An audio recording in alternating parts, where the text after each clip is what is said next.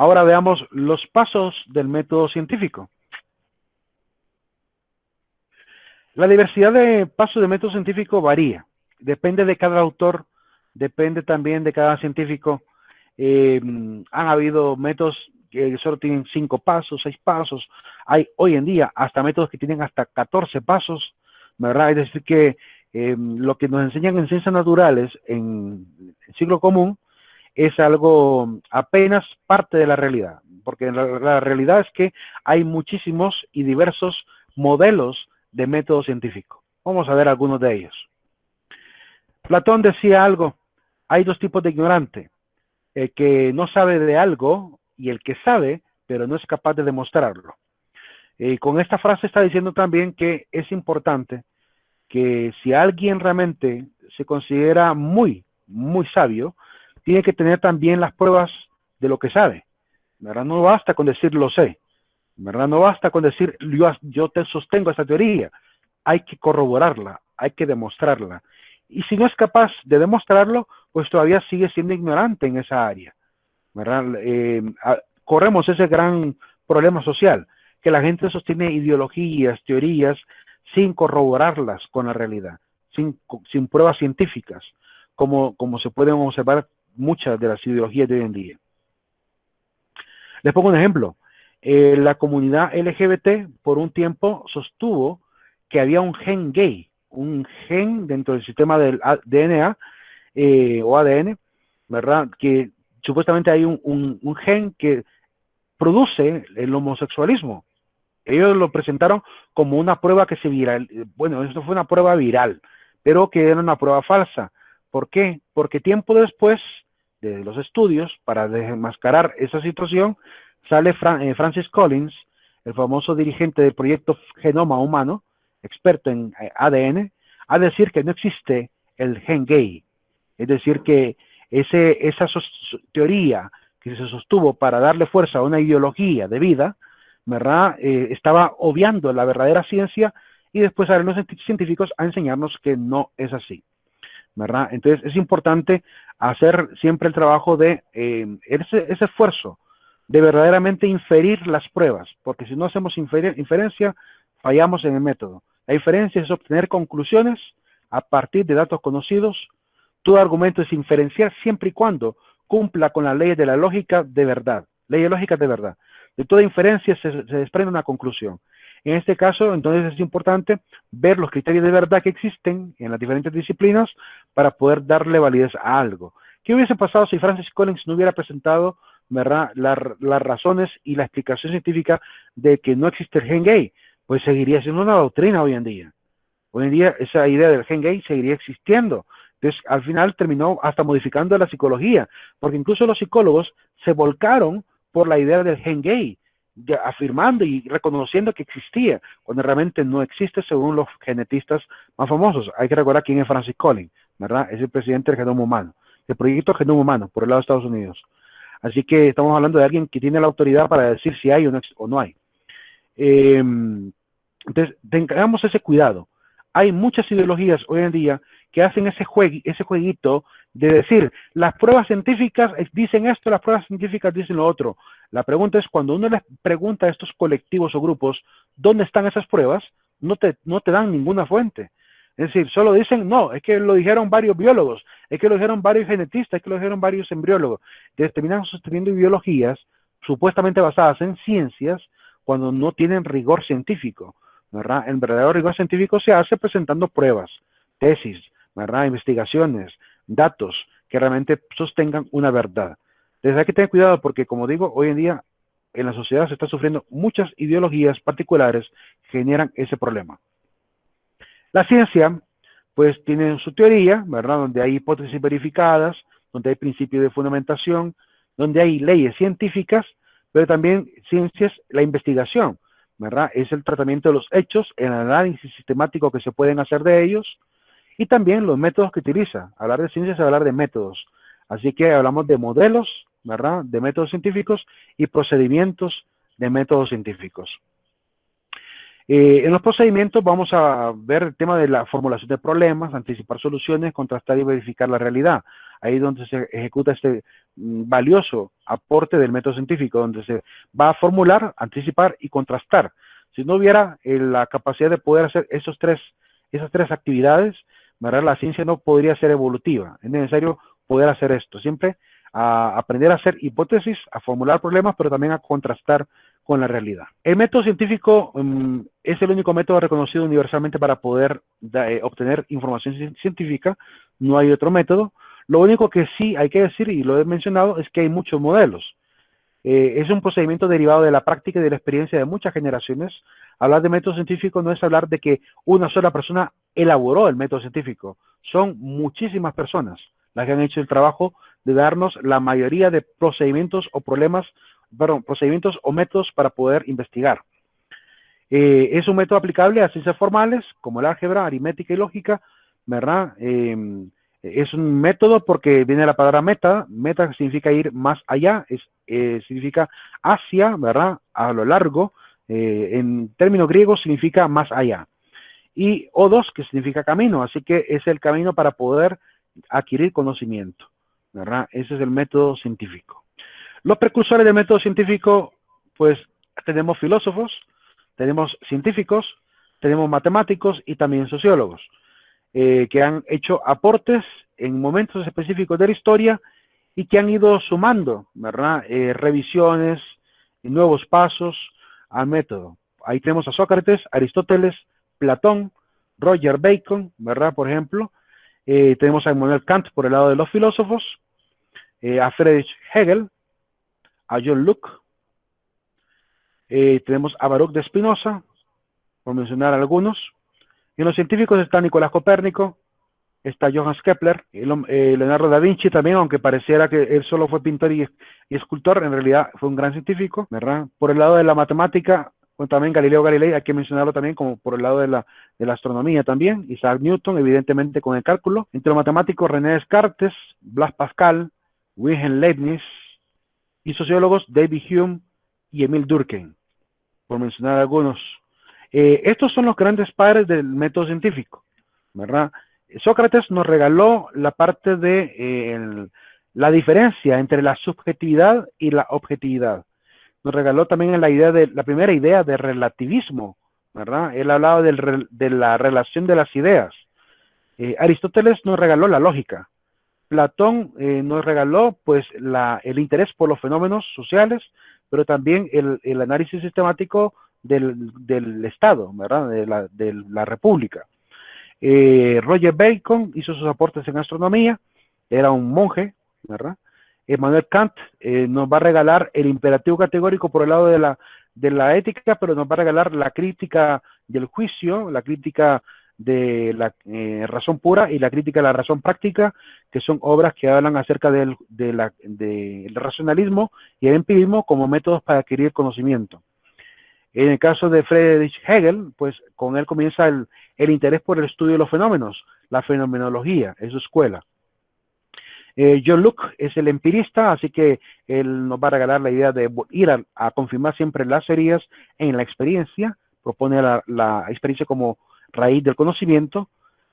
Baruch de Spinoza también hizo sus aportes por el lado de la filosofía. Nicolás Copérnico es el padre de la teoría heliocéntrica y abrió con su sistema de ciencia un debate que va a incurrir también en la persecución hacia su persona. Lo van a terminar condenando, la Iglesia Católica lo termina condenando a la hoguera, no tanto por sus hallazgos científicos, sino también por su intento de tergiversar la Biblia, que eso fue lo que realmente pasó.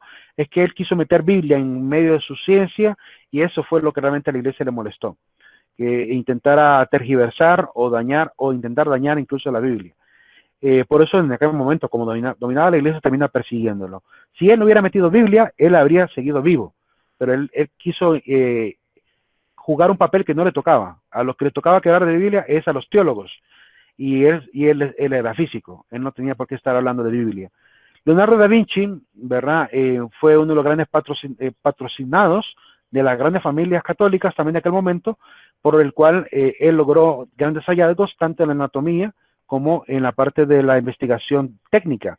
Así que él inventa muchas máquinas, ¿verdad? El primer helicóptero, la primera bicicleta, el primer autómata, un león que se movía de madera, que se movía, primer como especie de robot de madera, basado en péndulos, varios conocimientos de parte de él.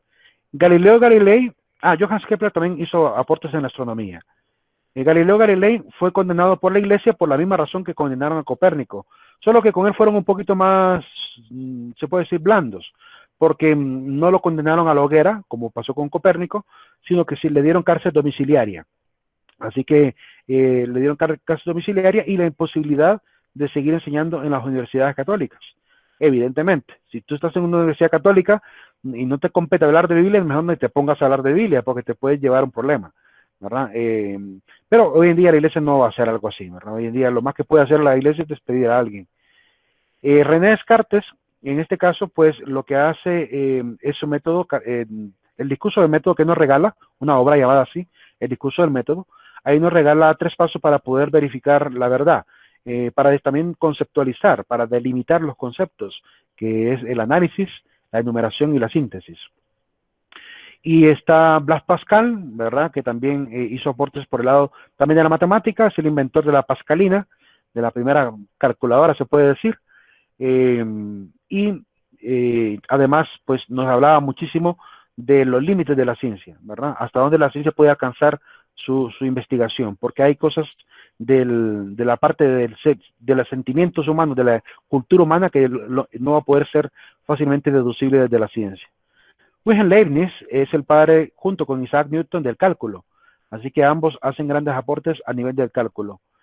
Hay que recordar que mantuvieron un debate entre ellos, es decir, que hubo una lucha de escuelas, de los que seguían la escuela newtoniana y la escuela de leibniziana, se le podría llamar, ¿verdad? Sobre todo respecto a quién es el padre verdadero del cálculo, pero se acepta que los dos sean los padres del cálculo. David Hume es un sociólogo que va a hablar mucho de la experiencia, igual que Luke, así que también él va a transformar la visión crítica de los filósofos. De hecho, Immanuel Kant se va a basar muchísimo en David Hume para cambiar su visión dogmática por una visión más crítica.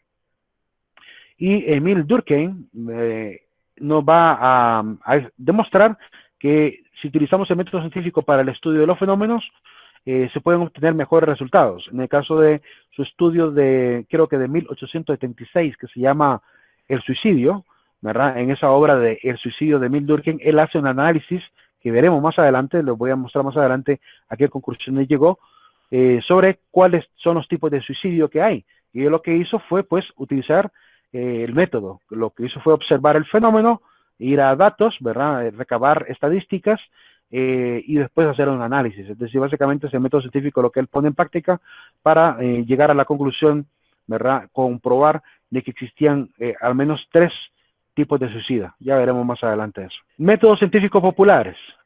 Aquí, pues esta parte solamente es para que conozcan los diferentes modelos, ¿verdad? Primero, el que nos enseñan en la escuela. Observación, preguntas, hipótesis, experimentación, conclusiones, documentación, comprobación, nuevas preguntas y seguir aprendiendo. Ese es el sistema más común de método científico que nos enseñan en las escuelas. Hay otro que es método, que es la parte de pregunta, observación, hipótesis, experimento, análisis y conclusiones. Otro modelo que solo tiene 5 pasos: observación, hipótesis, experimentación, teoría y ley. Esta es la que nos enseñan en la escuela, ¿verdad? La que nos enseñan en la escuela. La primera es la que nos enseñan ya a nivel de bachilleratos. Y la segunda también. Podemos ver que hay similitudes, ¿verdad? Ambas tienen observación, ambas tienen hipótesis, ¿verdad? Las 3 tienen, ¿cómo se llama?, experimentación. La teoría aparece ahí. En la primera aparece como conclusiones, en la segunda también aparece como conclusiones y en la cuarta como teoría. Y la ley que no todo el sistema del método científico siempre va a llevar a leyes.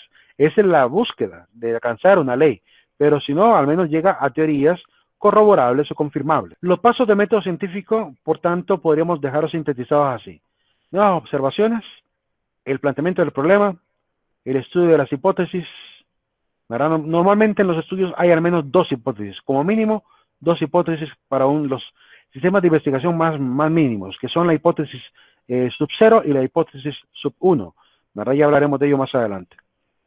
La predicción, ¿verdad? El test, que es la prueba misma, las evidencias, se recaban las nuevas evidencias, se establecen nuevas teorías, ¿verdad? Esas teorías podrían generar principios que tiendan a ley o podrían llegar a generar incluso leyes, ¿verdad? Es un gran hallazgo si se logra. Y las aplicaciones prácticas para luego ir a nuevos problemas. Básicamente ese es el ciclo del método científico. ¿Preguntas hasta ahora? Estamos bien, Link. O sea, yo voy entendiendo muy bien. Ok. Si les parece que este sistema de división es complejo, no lo es. Hay uno que es más grande todavía, que es el sistema de investigación que les voy a enseñar más adelante. Etapas de la metodología científica, pues se presenta primero primero hay una presentación, luego hay una validación y por último una aceptación.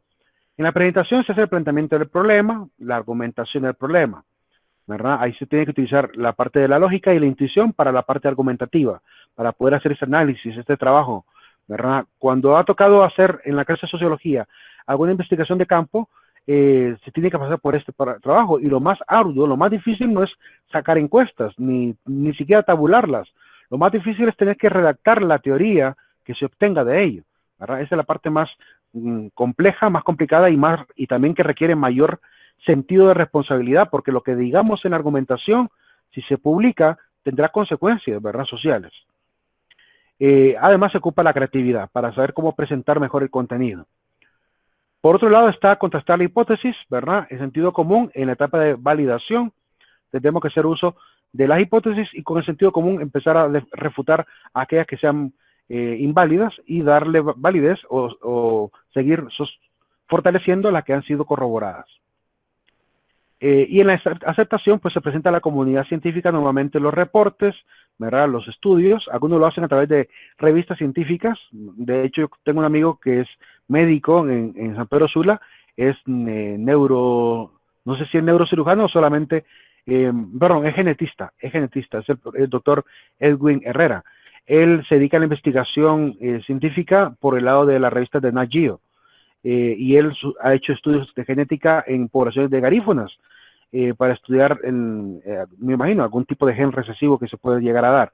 Y en sus estudios pues son publicados en estas revistas, ¿verdad? Y cuando salen a la luz en estas revistas, los demás científicos, al leer las obras, por eso es importante que alguien que sea científico lea las revistas de ciencia, tanto como para estar a la vanguardia, como para poder servir también como juez de los nuevos hallazgos, por si llega a haber alguna duda.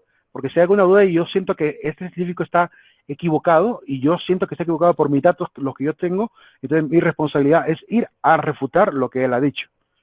Después está la sociedad en conjunto, que recibirá aquellas teorías que han sido corroboradas incluso y aceptadas por la mayoría de la comunidad científica. Y después esto se vuelve ya viral, se comparte a la sociedad a través de la popularización de los medios de comunicación. Bueno, los tipos de conocimiento en todo caso. El conocimiento lo hemos definido como el conjunto de datos que hemos podido recopilar, recabar, abstraer de los fenómenos de la realidad.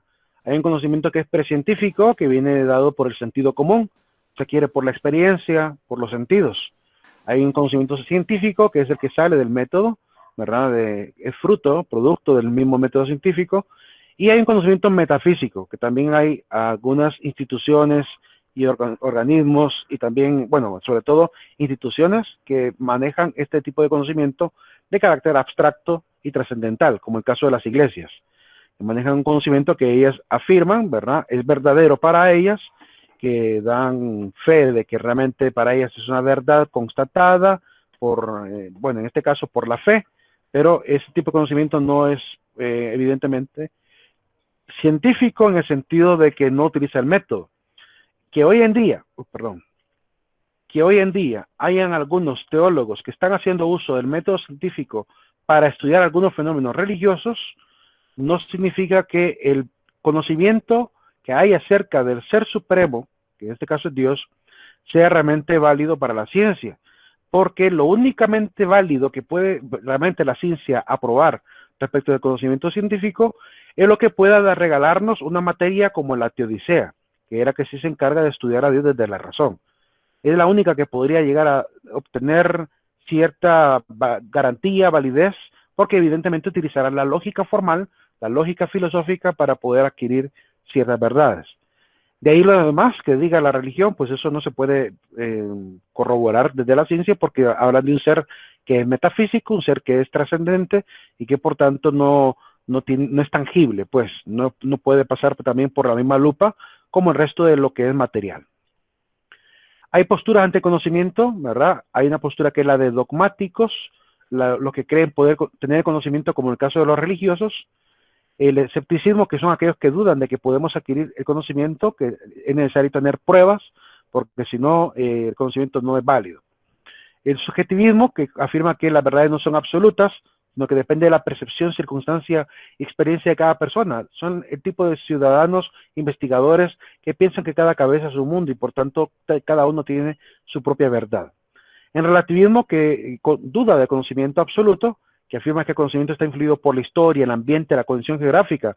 Así que lo que hoy es verdadero, mañana quizá ya no lo sea. Ahí estarían las feministas, ¿verdad? Por ejemplo, y los de la ideología de género. El pragmatismo, que son aquellos que afirman de que el conocimiento válido, el únicamente válido, es aquel que tiene uso, que tiene utilidad.